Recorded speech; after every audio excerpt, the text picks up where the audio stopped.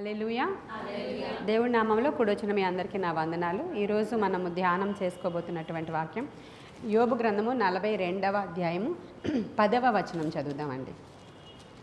మరియు యోబు తన స్నేహితుల నిమిత్తము ప్రార్థన చేసినప్పుడు యెహోవా అతని క్షేమస్థితిని మరలా అతనికి దయచేసెను. మరియు యోబునకు పూర్వము కలిగిన దానికంటే రెండంతలు అధికముగా యెహోవా అతనికి దయచేసెను. ఈ మాట బాగుంది కదా. యోబు తన స్నేహితుల నిమిత్తం ప్రార్థన చేశాడంట.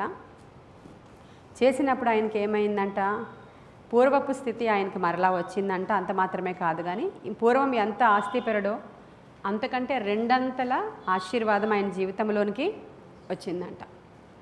ఎప్పుడు వచ్చింది ఇదంతా అంటే, యోబుకున్నటువంటి కష్టాలు, నష్టాలు, శ్రమలు, బాధలు ఇవన్నిటి నుంచి ఆయన విడిపించబడడానికి కారణం ఏంటి, అవన్నీ అసలు ఎందుకు వచ్చినాయి యోబు జీవితంలోకి? ఆయన ఎంతో భక్తిపరుడు, అసలు చాలా ఉన్నతమైన మంచి లక్షణాలు కలిగిన వాడు యోబు. రోజు ఉదయాన్నే తన కుటుంబం కోసం చక్కని బలిపీఠం కట్టి అరుణోదయాన దేవుని కొరకు ప్రార్థనలు చేసి కుటుంబ క్షేమం కోసం ప్రార్థించేవాడు. నీతిమంతుడు, యథార్థవంతుడు, భక్తిపరుడు, ఆ తూర్పు దేశంలో ఉన్న వారందరికంటే ధనవంతుడు అని ఆయన గురించి బైబిల్ సెలవిస్తుంది. ఇలా మనం నీతిమంతులముగా ఉంటే ఎందుకు మరి శోధనలు వస్తాయి, ఎందుకు శ్రమలు వస్తాయి, ఎందుకు కష్టాలు వస్తాయి అంటే, దేవుడు ఇక్కడ శ్రమని తీసుకొని రాలేదు. దీనికి ఇక్కడ శ్రమను తీసుకొచ్చిన వాడు శోధకుడే. అతనికి శ్రమ ఇచ్చి చూడు అనేటువంటి మాట శోధకుడు మాట్లాడినప్పుడు, అలా మన గురించి ఎవరి గురించి అయినా దేవుడి దగ్గరికి వెళ్ళి వాళ్ళకి శోధన ఇచ్చి చూడు అంటే దేవుడు ఇంక అంతే చేస్తాడంటే కాదు. కానీ యుగాంతమందు మనందరికీ కూడా ఒక జ్ఞానము కలగడానికి, ఆనాడు ఉన్నటువంటి భక్తుల జీవితాలలో ఉన్నటువంటి ఆ యొక్క కార్యాలని గ్రంథస్థం చేయడానికి, లేదంటే ఆయన జీవితం ద్వారా ఎంతో తరతరాలకు ఒక మెసేజ్ అనేది పాస్ అవ్వడానికి దేవుడు ఒక గ్రంథముగా ఈ యోబు చరిత్రను తీసుకున్నట్లు మనం అర్థం చేసుకోగలుగుతాం. ఈయన ధర్మశాస్త్రానికి ముందున్నవాడు. ఈ యోబు అనే ఆయన ధర్మశాస్త్రం టైంలో ఉన్నవాడు కాదు. ధర్మశాస్త్రం ఎప్పుడు వచ్చింది? మోషే గారి ద్వారా వచ్చింది. ఈయన మోషేకి సమకాలికుడు కాడు, కానీ అబ్రహాముకి సమకాలికుడై ఉండొచ్చు అని చరిత్రకారులు అంచనా. సమకాలికులు అంటే తెలుస్తుందా మీకు? అంటే సేమ్ టైంలో ఉన్నవాళ్ళు. సేమ్ టైంలో ఇప్పుడు 80sలో ఒకరు పిల్లలు పుట్టారు, వీళ్ళు కీర్తి వాళ్ళు 80sలో పుట్టారు.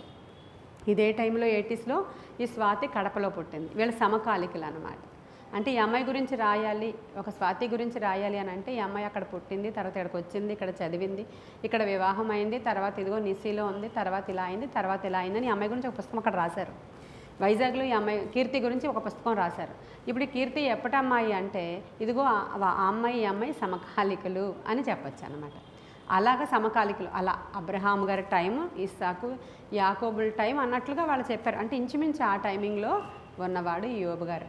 ఆ టైంలో ఈయనింటి మీదకి ఒక శోధన వచ్చింది, భయంకరమైన శోధన, మామూలు శోధన కాదు. బిడ్డలను కోల్పోయాడు, ఆస్తిని కోల్పోయాడు, సంపదను కోల్పోయాడు, ఆరోగ్యాన్ని కోల్పోయాడు, భార్య ప్రేమను కోల్పోయాడు.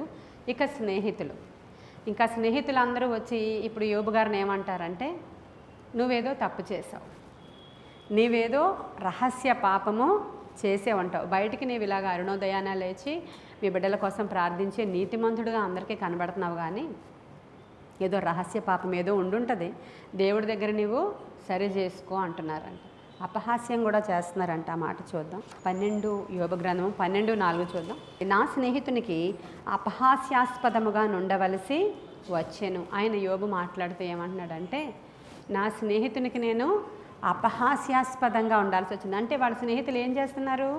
అపహాస్యం చేస్తున్నారు. ఆయన యొక్క అనారోగ్యాన్ని బట్టి, ఆయనకు వచ్చిన బాధను బట్టి, ఆయనకు వచ్చిన శోధనను బట్టి, ఆయనకు వచ్చినటువంటి ఆ శరీర శ్రమను బట్టి అపహాస్యం కూడా ఆయన్ని చేశారు. అనుమానించారు ఆయన్ని, అవమానించారు ఆయన్ని. అంటే వాళ్ళని అంటే వచ్చింది ఎందుకంటే పలకరింపుకే వచ్చారు. ఎలా ఉన్నావు, ఏంటి నీకే శ్రమ అని. అంటే ఒంట్లో బాగోలేని వాళ్ళకి, సిక్ పర్సన్స్ దగ్గరికి మనం వెళ్ళినప్పుడు వాళ్ళని పలకరించడానికే వెళ్ళాం. మనం వెళ్ళినప్పుడు ఆటోమేటిక్గా మాట్లాడుతూ ఏమంటున్నాము, ఎందుకు వచ్చిందో ఒకసారి చూసుకోకపోయావా, ఏం చేసావో నువ్వు ఒకసారి చూసుకోకపోయావా, ఆ పాస్టర్ గారితో ప్రార్థన చేయించుకోకపోయావా, ఆయన అయితే నువ్వేం చేసావో కరెక్ట్గా చెప్పేయగలుగుతాడు. అంటే వాళ్ళు అనుమానిస్తున్నారు కాదా అక్కడ, అవమానిస్తున్నారు కాదా అక్కడ. ఆ మాటల్లో చాలా కఠినత్వం ఉంటుంది, ఆ మాటల్లో గుచ్చుకుంటుంది అది మనకి. ఇప్పుడు నీకు ఇందుకు వచ్చిందా, అయ్యో నీకు ఇంత బాధల్లో ఉన్నావు, ఏం పర్లేదు, దేవుడు చాలా కనికరం గల దేవుడు, నీ ఎడల ఆయన తప్పకుండా మేలు చేస్తాడు, నీ నీతిని బట్టి నువ్వు బయటకు వచ్చేస్తావు, నీ యథార్థతను బట్టి నువ్వు బయటకు వచ్చేస్తావు అనే మాటలు వాళ్ళ నోట్లో నుంచి రాలేదు. కానీ ఎక్కడో ఏదో తేడా ఉందేమో చూసుకొని వారు అపహాస్యం చేసేటట్లుగా, అంటే వాళ్ళని సేదతీరుస్తున్నట్లే కానీ అక్కడ అపహాస్యం చేసినట్లుగా, కఠినముగా మాట్లాడినట్లుగా ఇక్కడ మనం చూస్తూ ఉన్నాం. ఇప్పుడు యోబుకి ఏం జరిగింది? ఇలా వాళ్ళందరూ వచ్చి ఇలా కఠినంగా మాట్లాడడం ద్వారా మన జీవితంలో కూడా ఇలాంటి స్థితి ఒకసారి వస్తూ ఉంటుంది. ఒకసారి ఏంటి, చాలాసార్లు ఫేస్ చేస్తాం మనం, చాలాసార్లు ఫేస్ చేయాల్సి వస్తుంది. మనకు ఉన్నటువంటి అవసరతలు అక్రతలను బట్టి ఇతరులు వచ్చి మనతో మాట్లాడుతూ ఉన్నప్పుడు, మీ దేవుడు గొప్పవాడు కదా, మీ దేవుడు చేయలేదా, మీ దేవుడు అప్పు తీర్చలేదా, మీ దేవుడు బిడ్డనియ్యలేడా, మీ దేవుడు మీ అబ్బాయికి ఉద్యోగం ఇయ్యలేడా, మీ దేవుడు మీ అబ్బాయిని బాగు చేయలేడా, మీ పిల్లలు అలా అయిపోయారు, మీ అమ్మాయి ఏంటి అలా తయారైంది అని వాళ్ళు అంటూ ఉన్నప్పుడు మనకు చాలా బాధ వేదన కలుగుతూ ఉంటుంది. అయితే మనం యోబు గారిని ఈరోజు ఎందుకు దగ్గర పెట్టుకుంటున్నామంటే, అసలు శ్రమ, శోధన, కష్టము ఒక మనుషుల జీవితాల్లోనికి వచ్చినప్పుడు అది కేవలము మేలు కొరకే దేవుడు దాన్ని మారుస్తాడు. అందుకనే యోబు గ్రంథంలో ఈ మాట ఉంటుంది, ఆయన శోధింపబడిన తర్వాత సువర్ణముగా మార్చబడ్డాడు. ఒకటి మనం ఆలోచిస్తే, మొదట యోబు తన ఇంటి వారి కొరకు మాత్రమే అర్పణ అర్పించేవాడు, తన ఇంటి వారి కొరకు మాత్రమే ధూపం వేసేవాడు, తన ఇంటి వారి కొరకు మాత్రమే యజమానుడుగా ప్రార్థన చేసేవాడు. కానీ మనం తర్వాత చూస్తే ఆయన దేవుడు ఏమంటాడంటే, నీ స్నేహితులు నిన్ను ఇంత అవమానపరుస్తున్నారు కదా, వాళ్ళు మాట్లాడిన మాటలు నాకు నచ్చలేదంటాడు దేవుడు. యోబు దగ్గరికి వచ్చి చూడండి, మన గురించి ఎంత చింత కలిగి ఉన్నాడో దేవుడు. ఆ స్నేహితులట యోబు గురించి అంట ఇలాంటి మాటలు మాట్లాడితే దేవునికి నచ్చలేదంట, యోబుకి కాదు. నాకు మీ స్నేహితులు వచ్చి నీ దగ్గర మాట్లాడారు కదా, ఆ మాటలు నాకు నచ్చలేదు అని చెప్పాడు. ఆ మాట ఉంటుంది, మనం చూస్తే బాగుంటుందేమో. 42వ అధ్యాయము 7వ వచనం చూద్దాం చూడండి. యెహోవా యోబుతో ఆ మాటలు పలికిన తరువాత ఆయన తేమానీయుడైన ఎలీఫజుతో ఇలాగూ సెలవిచ్చాను, నా సేవకుడైన యోబు పలికినట్లు మీరు నన్ను గూర్చి యుక్తమైనది పలుకలేదు గనుక నా కోపము నీ మీదను నీ ఇద్దరి స్నేహితుల మీదను మండుచున్నది అంటున్నాడు దేవుడు. వాళ్ళు మాట్లాడిన మాటలను బట్టి దేవునికంట మీ ఇద్దరు ఫ్రెండ్స్ మీద నా కోపం మండిపోతుంది, నాకు నచ్చలేదు వాళ్ళు మాట్లాడిన మాటలని యోబు చెప్తూ ఉన్నారు. చాలా సందర్భాల్లో ఇలా అనుకుంటాం, మనం స్నేహితులు అనే ముసుగులో వచ్చిన వాళ్ళు, మనకి వాళ్ళు వచ్చినప్పుడు ఎలా కనిపిస్తారంటే, నా ఫ్రెండ్స్ నన్ను పలకరించడానికి వచ్చారు అనిపిస్తుంది మీకు.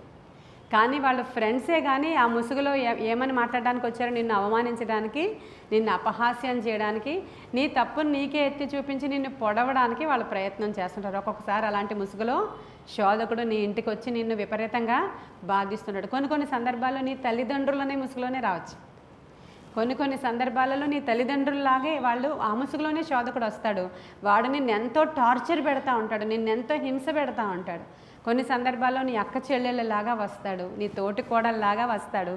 కొన్ని సందర్భాలలో పిల్లలే అలాంటి టార్చర్ పెడుతూ ఉంటారు తల్లిదండ్రులకి. ఇవన్నీ కూడా వాళ్ళ ముసుగులో వస్తే, ఎవరు ముసుగులో వచ్చినా కూడా నీవు నీతిమంతుడవైతే, నిజంగా ప్రార్థనాపరుడవైతే, నీవు దేవునికి ఇష్టమైన భక్తి చేస్తున్నట్లయితే వాళ్ళ మాటలను బట్టి నువ్వు ఎంత మాత్రము బాధపడవలసిన అవసరత లేదని యోబు చరిత్ర చాలా క్లియర్గా చెప్తుంది. వాళ్ళ తల్లిదండ్రులే కానీ, అన్నదమ్ములే కానీ, అక్క చెల్లెలే కానీ, స్నేహితులే కానీ ఏ ముసుగులో వచ్చినా నేను ఊరుకోను అంటాడు.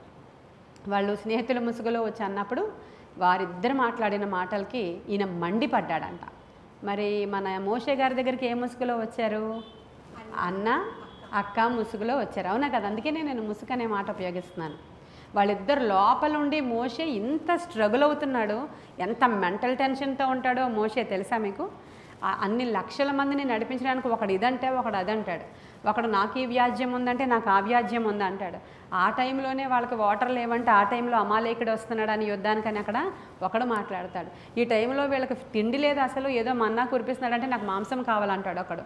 ఇలాంటి టైంలో ఎవరికి ఏ చట్టం ఎలా చేయాలో తెలియలేదు. అప్పటికి ఇంకా ఆయన ఫుల్ ప్లెజెడ్గా ధర్మశాస్త్రాన్ని రాయలేదు కాబట్టి ఎలాంటి తీర్పు చెప్పాలో తెలియక సతమతమవుతూ ఉండేవాడంట మోషే. ఒకడు విశ్రాంతి దినాన కట్టెలు కొట్టుకోకూడదు అని అంటే వీడెళ్ళి కట్టెలు కొట్టేసుకుంటున్నాడు అక్కడ. అప్పటికి ఇంకా రాయలేదు, ఒకవేళ కానీ ఆజ్ఞ అతిక్రమిస్తే వీడికి ఏం చేయాలని వాడిని కొంచెంసేపు హోల్డ్లో పెడతారు. నాకు ఈ విషయంలో ఇంకా క్లారిటీ రాలేదు, ఆ రాజ్యాంగంలో ఇంకా ఇది లేదు అని చెప్పి వాడిని హోల్డ్లో పెట్టి మళ్ళీ వెళ్ళి ప్రత్యక్ష గుడారానికి ప్రభా ఇప్పుడు నేను ఎలా జడ్జిమెంట్ ఇవ్వాలి వీడికి, ఇప్పుడు కట్టెలు ఏరుకున్నాడు వాడు జీవనోపాధి కోసం అందుకే వదిలేయాలా, లేకపోతే వీడు ఆజ్ఞ అతిక్రమించడానికి ఏమన్నా చేయాలా, ఇలాంటివన్నీ ఇంత భారము మోసే మీద ఉంటే ఎప్పుడో కూషు దేశపు స్త్రీని చేసుకున్న ఇన్సిడెంట్ ఇప్పుడు ఎందుకు ఆవిడకి?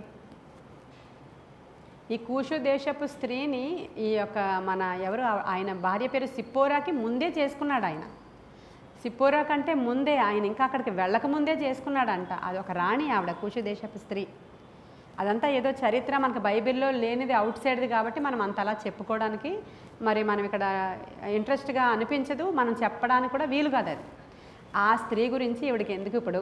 ఆవిడ నల్లగా ఉంటే ఈవిడికేంటి? అందుకని దేవుడు ఏం చేశాడో తెలుసా, సరే నువ్వు తెల్లగా అయిపో సరిపోద్ది అన్నాడు. ఎలాంటి కుష్టి వచ్చింది ఆవిడకి? వద్దు బాబోయ్ నాకు ఈ తెలుపు నలుపులు నాకేమీ సంబంధమే లేదు, నన్ను స్వస్థపరచనే ఏడు పెడాల్సి వచ్చింది తర్వాత. అందుకని చెప్పి అన్నదమ్ములు ముసుగులో వచ్చి అక్క చెల్లెల్ని తిట్టి తన యొక్క తప్పు ఎత్తిపెట్టి తనను నిందించి తనని దుర్భాషలాడి ఆ ముసుగులో వచ్చిన నువ్వు పడి ఆడాల్సిన అవసరత లేదు అంటే స్నేహితుల ముసుగులో వచ్చిన ఎవరి ముసుగులో వచ్చిన నీకున్న స్థితిని బట్టి ఆ స్థితిలో నువ్వేం నేర్చుకోవాలని దేవుడు కోరుకుంటున్నాడో అదే నీ యొక్క ఉద్దేశ్యం అయి ఉండాలి. ఆ స్థితిలో నువ్వు ఏం నేర్చుకోవాలనుకుంటున్నాడు దేవుడు. ఎందుకంటే యోబు ఏం నేర్చుకున్నాడు అక్కడ? ఆయన చాలా నేర్చుకున్నాడు. ఆయన ఒక విజ్ఞాపనాకర్తగా మార్చబడ్డాడు, ఒక ప్రార్థనాపరుడుగా మార్చబడ్డాడు, అంతకు మించి యాజకుడుగా మార్చబడ్డాడు. హల్లెలూయా. ఎందుకు నేను యాజకుడుగా మార్చబడ్డాడని చెప్తున్నానో చెప్పనా? ఇప్పుడు దేవుడు వచ్చి అంటాడు, ఓకే నువ్వు సువర్ణములాగా నాకు కనబడుతున్నావు, ఆ వచ్చిన స్నేహితులు నాకు నచ్చలేదు కాబట్టి నువ్వేం చేస్తావో తెలుసా, వారి నిమిత్తమై నీవు ఇప్పుడు యాజకత్వపు బాధ్యత చేసి 7 పొట్టేళ్ళని తీసుకొచ్చి నీవు అక్కడ ఏం చేయాలి? వాళ్ళే తీసుకొచ్చిన తర్వాత నువ్వేం చేయాలి? వాళ్ళ నిమిత్తమై ఇక్కడ నాకు ధూపము వేసే యాజకుడుగా మార్చబడాలి. హల్లెలూయా. ప్రతి శ్రమ కూడా నీకు ప్రమోషన్ కోసమే వస్తుంది. అప్పటి వరకు ఇంటికే యజమానుడు అతను. ఇప్పుడు ఆయన మెల్కీసెదెకుకు ముందే ఆయన ఏమవుతున్నాడు? ఒక యాజక క్రమములోనికి, లేవి క్రమములోనికి ఆ యాజకుడిని, ఆ యొక్క భక్తుడిని యోబుని దేవుడు అలా తయారు చేసుకున్నాడంట. ఈరోజు నిన్ను నన్ను ఏమంటుంది బైబిల్? ఏమంటుంది? రాజులైన యాజక సమూహము. నీవు ఆ ప్రమోషన్లోనికి వెళ్ళడానికి ముందుగా ప్రతి విధమైనటువంటి వస్తున్న శ్రమలను నువ్వు ఎలా తీసుకోవాలంటే, నా దేవుడు నన్ను విడిపించడానికి సమర్థుడు. ఈ మాటల్ని నేను పట్టించుకోవాల్సిన అవసరత లేదు. అంత మట్టుకే సరిపోతుంది అంటే సరిపోదు. వాళ్ళు ఎవరైతే నిన్ను నిందిస్తున్నారో, దూషిస్తున్నారో, చెడ్డ మాటలు మాట్లాడుతున్నారో వారి కొరకు నువ్వు, వారి రక్షణ కొరకు నువ్వు ప్రార్థన చేయాలి. వారి కోసం ధూపం వేయాలి. వారి కోసం నువ్వు వారి పాప పరిహారార్థమైన బలులు నువ్వు అర్పించాలి. చూసారా ఎక్కడ తీసుకెళ్ళాడో దేవుడు యోబుని? దాంట్లో ఎంత అంతరార్థం ఉందో మీకు అర్థమవుతుందా? శ్రమ వెనకాల నీకు గొప్ప వెలుగు, ప్రమోషన్. అంటే అది ఏ ప్రమోషన్ అంటే మనకు అర్థం కాదు, కానీ దేవుడిచ్చే హెచ్చింపు మనుష్యుల మీద నీకు అధికారం ఇస్తాడు ఆయన. ఆ మనుష్యులు నీకు లోబడేటట్లు చేస్తాడు ఆయన. పర్టికులర్ పవర్స్ రిలీజ్ చేస్తాడు. అవి ఇహలోకమందు పైకి ఎమ్మెల్యే, ఎమ్మెల్సీ, లేదంటే ఒక రాజు, లేదంటే ప్రైమ్ మినిస్టర్ అనే ఒక డిజిగ్నేషన్స్ నీకు కనిపించకపోవచ్చు, కానీ పర్టికులర్ పవర్స్ అంటూ శోధన నుంచి జయించబడిన వారికి వస్తాయి. అది దేవుని యొక్క ప్లాన్. అది కొన్ని సందర్భాల్లో ఇహమందు కూడా కనబడుతుంది. అది ఆ డిజిగ్నేషన్స్ కనబడతాయి. కనిపించకపోయినా కూడా నీకంటూ పర్టికులర్ పవర్స్ దేవుడు అనుగ్రహిస్తారు. అవి మనుషులు ఎవరు కూడా డబ్బులతో కొనుక్కోవడానికి అయ్యేవి కదా. అందుకనే మనుష్యులు నిన్ను చూసినప్పుడు భయపడతారని రాయబడి ఉంది. ఉందా లేదా? ఎందుకు భయపడిపోవాలి? లావణ్య స్టాఫే ఆ యొక్క కేజీహెచ్లో, ఇంకొక ఆవిడ కూడా స్టాఫే, కానీ లావణ్యకి ఇంపార్టెన్స్ ఉంటుంది అక్కడ. వాళ్ళందరూ పేషెంట్స్ అందరూ వచ్చి అమ్మమ్మ నువ్వైతే మాకు మంచిగా చేసి పెడతావు, నువ్వు రావా ఒకసారి అని అడిగిన ఇన్సిడెంట్స్ ఉన్నాయా లావణ్య? అది ఎందుకని? నీవు భక్తి పరురాలువు గనుక. అదే క్రిస్టియన్స్ చాలామంది ఉంటారు, అందరి దగ్గరికి వెళ్ళరు. చాలామంది క్రిస్టియన్ స్టాఫ్ ఉంటారు, అందరి దగ్గరికి వెళ్ళవు, కానీ నువ్వే నాకు కావాలి అని అడుగుతారు వాళ్ళు. ఎందుకంటే నీవు ఒక ప్రత్యేకమైన దానవి అని లోకానికి కనబడేటట్లు చేసేవాడు దేవుడే. హల్లెలూయా. అవి ప్రమోషన్స్. అవి ఎవరు మనుషులు ఇస్తే. కొంతమంది మేము చాలా గొప్పగా ఉండాలని చాలా ఆరాటపడిపోయి నేనే అని చెప్పడానికి ట్రై చేస్తారు, కానీ వాళ్ళ తర్వాత దిగజార్చబడతారు. మనం ఎవరికి చెప్పక్కర్లేదు. మనకంటూ ఒక ప్రత్యేకమైన స్థానము మన కాలనీలో ఉంటుంది, ప్రత్యేకమైన స్థానము మన ఇంట్లో ఉంటుంది, ప్రత్యేకమైన స్థానము మన ఉద్యోగ స్థలంలో ఉంటుంది. మనకి ప్రత్యేకమైన స్థానము ఖచ్చితంగా దేవుడు ఇస్తాడు. అది కొనుక్కుంటే వచ్చేది కాదు. దేవుని యొక్క కార్యాలు అందుకనే ఆశ్చర్యములు అంటారు. ఆయన కార్యాలు మన ఊహకు అర్థం కావు, మన ఆలోచనలకు అవి గోచరం కావు. కానీ దేవుడు మనల్ని హెచ్చించే విధానం చాలా డిఫరెంట్గా ఉంటుంది. యోబు నుంచి మనం ఈరోజు నేర్చుకుంటున్నాం. కాబట్టి ఇప్పుడు ఏమంటున్నాడు ఆయన చూడండి, ఎలాగా ఆయన ఇస్తానంటున్నాడు, ఎలాగ అక్కడ బలిపీఠం కట్టమని చెప్తున్నాడో చూద్దాం. 42:8 చూడండి. 42:8. కాబట్టి 7 ఎడ్లను, పొట్టేళ్ళను కాదు, 7 ఎడ్లను 7 పొట్టేళ్ళు కూడా ఉన్నారు. 7 ఎడ్లను 7 పొట్టేళ్లను మీరు తీసుకొని నా సేవకుడైన యోబు వద్దకు పోయి మీ నిమిత్తము దహన బలి ఎవరి నిమిత్తం అట? మీ నిమిత్తము దహన బలి అర్పింపవాలండి. వాళ్ళ కోసమే, మీకోసమే దహన బలి అర్పించాలి. ఎవరు అర్పిస్తారు అక్కడ? నా సేవకుడైన యోబు. హల్లెలూయా. ఎప్పుడయ్యాడు ఈయన సేవకుడు? నా సేవకుడైన యోబు పలికినట్లు మీరు నన్ను గురించి యుక్తముగా ఏది పలకలేదని పైన అంటాడు. ఇక్కడేమో యోబు మీ నిమిత్తము ప్రార్థన చేయును, మీ అవివేకమును బట్టి మిమ్మల్ని శిక్షింపకయుండునట్లు నేను అతనిని మాత్రము అంగీకరించేదని. అనగా నా సేవకుడైన యోబు పలికినట్లు మీరు నన్ను గురించి యుక్తమైనది పలకలేదు అంటున్నాడు అక్కడ. ఇప్పుడు అవివేకముగా మాట్లాడేశారండి వీళ్ళు.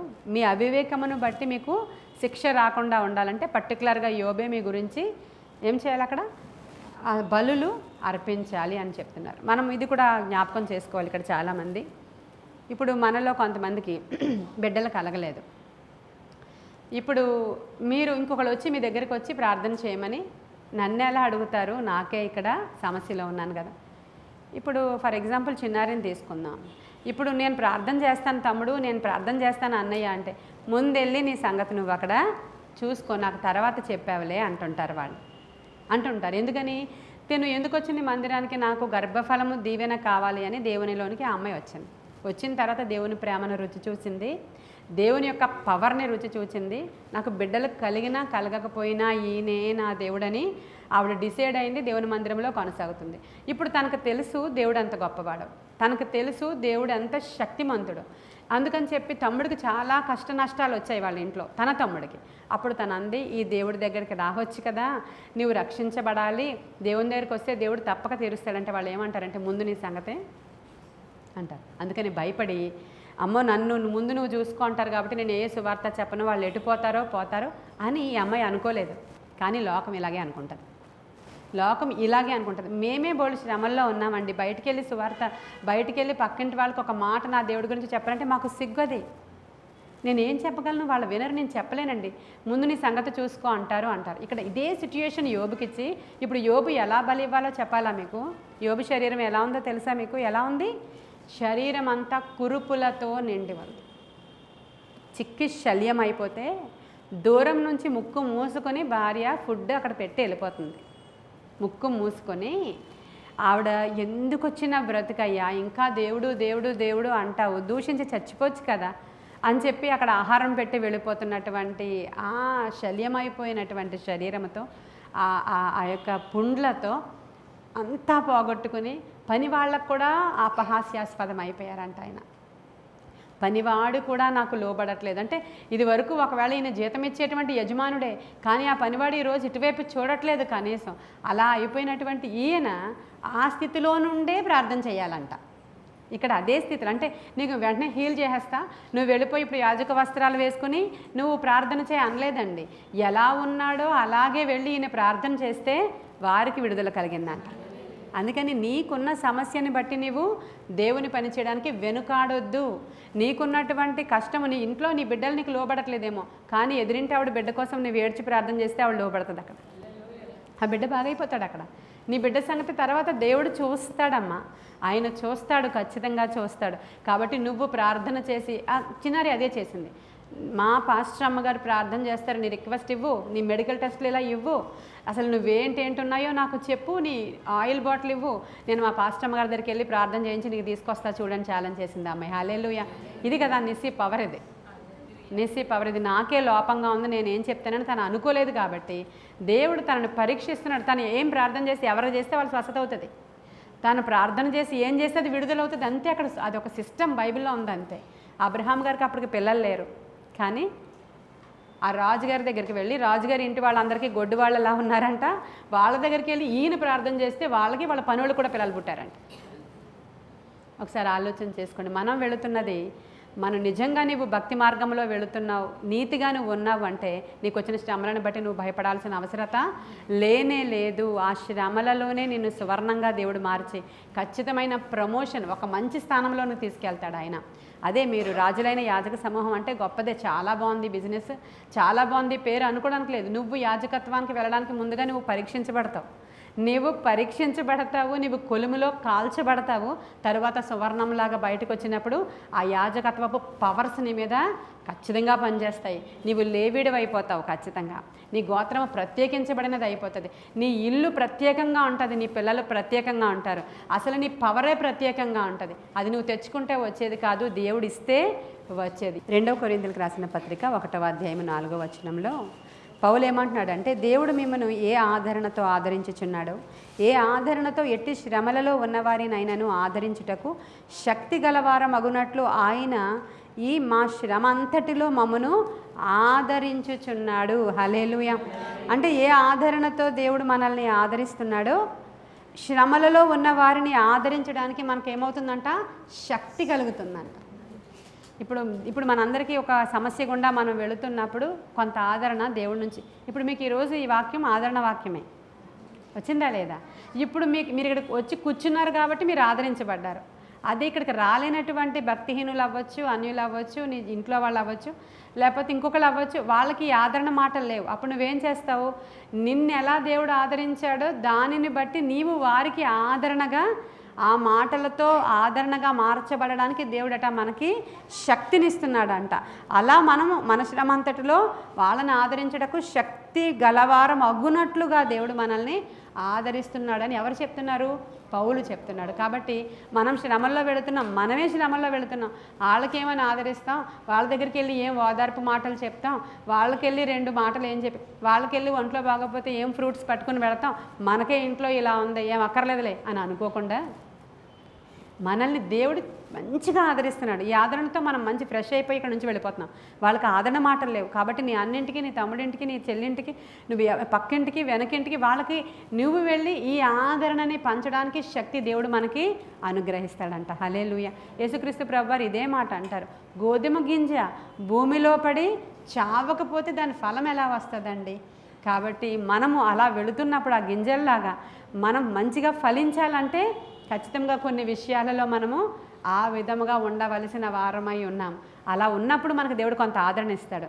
ఆ ఆదరణ ఎలా ఉందో అది టేస్ట్ చేసిన నువ్వు ఇంకొకరిని ఆదరించడానికి నీకు శక్తిని దేవుడు ప్రసాదిస్తాడట. హల్లెలూయా. ఇంతటి ఆత్మీయ లోతులు తెలియక ప్రస్తుతం ఉన్నటువంటి క్రైస్తవ్యము ఈ లోకపరమైనటువంటి డాబు డంబాలు చూసి అల్లాడిపోతుంది అది. కాబట్టి అల్లాడాల్సిన అవసరం లేదు. ఈ సృష్టిని సృష్టించిన వాడు మన దేవుడు, ఆయన సమస్తానికి ఆధారభూతుడు. ఆయన నేను చేసిన కార్యాలను గూర్చి నాకు ఆజ్ఞాపించుడి అంటాడు. ఆయన ఏమంటున్నాడు? ఆయన నేను చేసినటువంటి సృష్టి కార్యాలు, సూర్యుడు అక్కడ ఆగిపో అని ఆజ్ఞాపించు నువ్వు అంటాడు. ఆయన ఎంత పవర్స్ అండి. యెహోషువకు ఆ పవర్ రావడానికి ఏం చేశాడో మన అందరికీ తెలుసు. ఏం చేశాడు? దీనత్వము, తగ్గింపు, ప్రార్థన, లోబడుట, ఫలాలు ఫలింపజేశాడు ఆయన ఫస్ట్. అందుకనే సూర్యుడా నీవు గిబియోనులో నిలిచిపో అంటే దేవుడు చేసిన హస్త కార్యానికి ఆజ్ఞాపిస్తున్నాడు ఆగు అని. దేవుడు చెప్తున్నాడు నువ్వు ఆజ్ఞాపించు, నా హస్త కార్యాలకు మీరు ఆజ్ఞాపించండి, ఆ పవర్స్ నేను మీకు ఇస్తాను. హల్లెలూయా. ఆ పవర్స్ మీకు ఇస్తాను. ఏమవుతుందంటే శ్రమల్లో నుంచి బయటికి రాగానే కృపావరాలతోనే నింపబడతామండి. మనం కృపావరాలు మనలో ఆపరేట్ చేయడం మొదలవుతూ ఉంటాయి. ఇది సత్యం, ఇది ఖచ్చితంగా సత్యం. కాబట్టి శ్రమ కలుగుట నాకు మేలాయను. అలాని శ్రమల్లోనే దేవుడు ఉంచేవాడు కాడు, కానీ దీన్ని ఇంకొక మేలుకరంగా ఇప్పుడు మార్చాడా లేదా?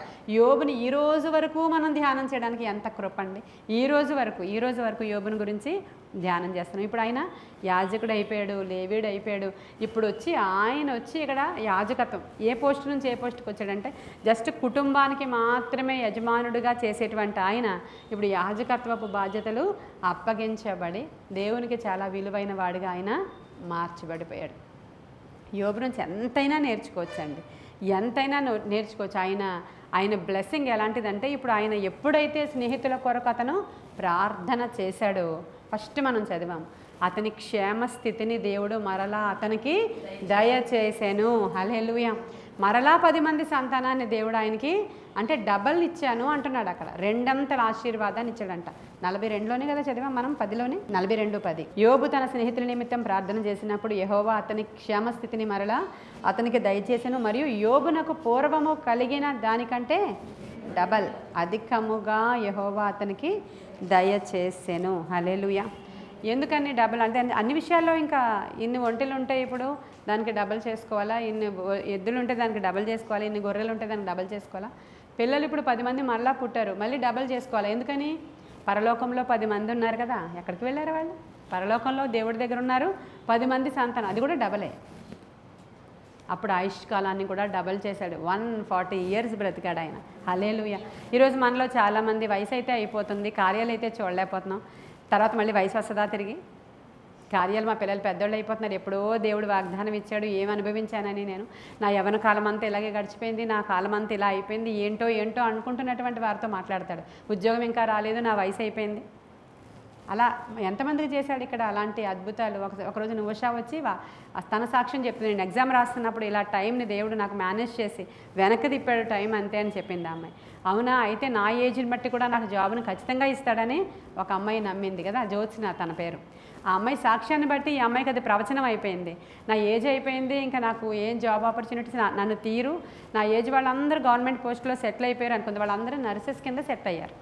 ఇప్పుడు ఈ అమ్మాయి ఎప్పుడైతే ఈ సాక్ష్యాన్ని విన్నదో అప్పుడు ఆ ఎగ్జామ్ రాసిందంట. రాసినప్పుడు ఆ ఫ్రెండ్స్ అందరూ నర్సుల కిందే ఉన్నారు. ఈ అమ్మాయి ఎగ్జామ్లో ఏం క్వాలిఫై అయింది? నర్సింగ్ సూపరింటెండెంట్ అయిపోయింది. అద్భుతాలు చేసే దేవుడు. ఆ సాక్ష్యాలన్నీ మన కనులెదుట మన చర్చిలోనే ఉన్నాయి కదా. కాబట్టి ఎంత గొప్ప దేవుడు, ఏదైనా మారుస్తాడు. నీ ఏజ్ని గురించి కూడా బాధపడాల్సిన అవసరం లేదు. అందరు ఫ్రెండ్స్ సెటిల్ అయిపోయారు, నేను ఇంకా పీజీలోకి వెళ్ళలేదని బాధపడాల్సిన అవసరం లేదు. దేవుడు నిన్ను ఏర్పాటు చేసుకుంటే నీ ఆలస్యం ఒక గొప్ప మేలు కొరకే, గొప్ప ఆశీర్వాదము కొరకే. నువ్వు నమ్మకంగా ఉంటే మెండైనటువంటి దీవెనలు ఖచ్చితంగా ఇస్తాడు. మనకి ఇలా సమస్యలో ఉన్నాం, మనం ఇంకొకరికి ఏమి ప్రార్థన చేస్తామని అనుకోవద్దు. మిమ్మల్ని ఎవరైతే హింసిస్తున్నారో, దూషిస్తున్నారో, చెడ్డ మాటలు పలుకుతున్నారో నీ ఇంటి వారే నీకు శత్రువులు అవుతారు అని యేసయ్య చెప్పారా? మెయిన్ శత్రువులు ఎవరంట? మన ఇంట్లో వాళ్ళే. ఇంట్లో వాళ్ళు వచ్చి నిన్ను దూషిస్తే, హింసించి, చెడ్డ మాటలు మాట్లాడి లేని అబద్ధాలు పుట్టిస్తుంటారు వాళ్ళు. పైగా వాళ్ళ స్పెషాలిటీ ఏంటంటే ఇంట్లో వాళ్ళు లేని అబద్ధాన్ని పుట్టించకపోతే వినరు కదా మన గురించి. ఇది స్పెషాలిటీ వాళ్ళకి.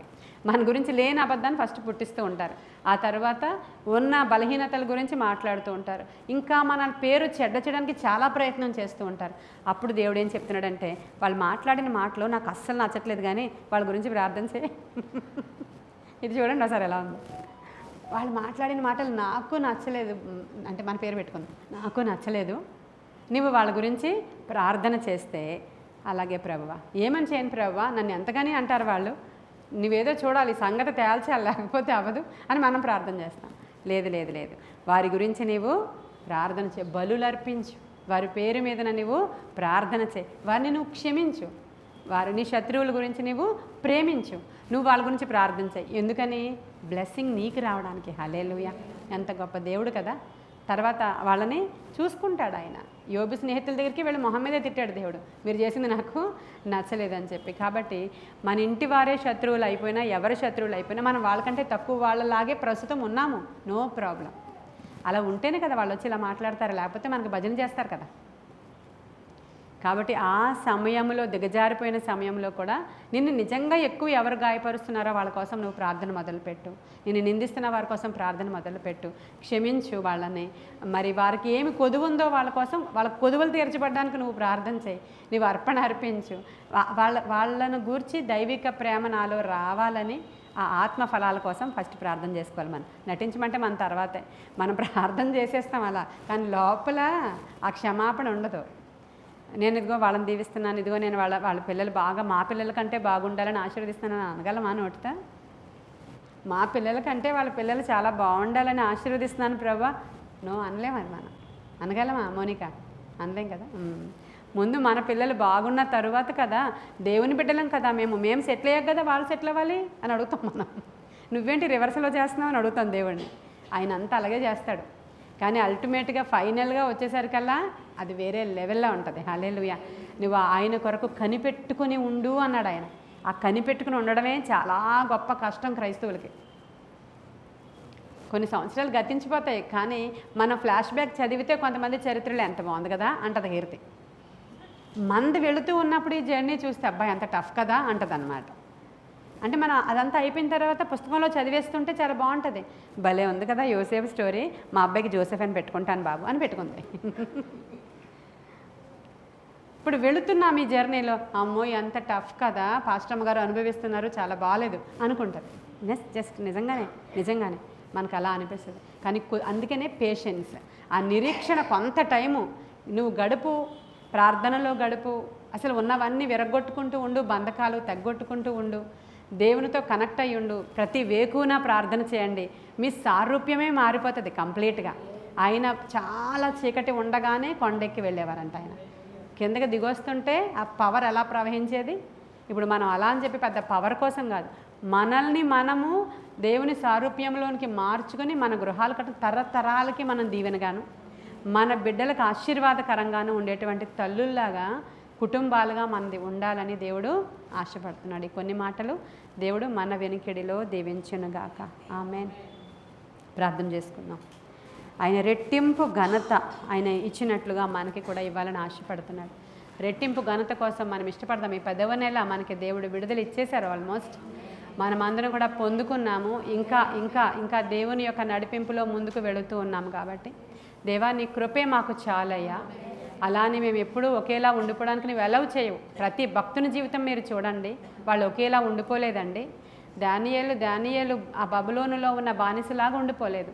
యోసేపు అలా ఉండిపోలేదు, యోబు అలా ఉండిపోలేదు, అబ్రహాం అలా ఉండిపోలేదు, యాకోబు అలా ఉండిపోలేదు, ఎస్తేర్ అలా ఉండిపోలేదు, రూతు అలా ఉండిపోలేదు, ఎవ్వరూ అలా ఉండిపోలేదు. నూతన నిబంధనలో భక్తులు కూడా ఈరోజు మనం ఏ పవర్స్ అయితే మాట్లాడుకున్నామో ఆ సమస్త పవర్స్ ఆపరేట్ చేశారు. అపోస్తుల పాదముల దగ్గరకట వాళ్ళందరూ వాళ్ళ స్థిరచర ఆస్తులు అమ్మి పాదాల దగ్గర తెచ్చి పడేశారంట. అంటే వాళ్ళ దగ్గర డబ్బులు లేవా? ఉన్నాయి, కానీ వాటిని తృణప్రాయంగా ఎంచారు వాళ్ళు.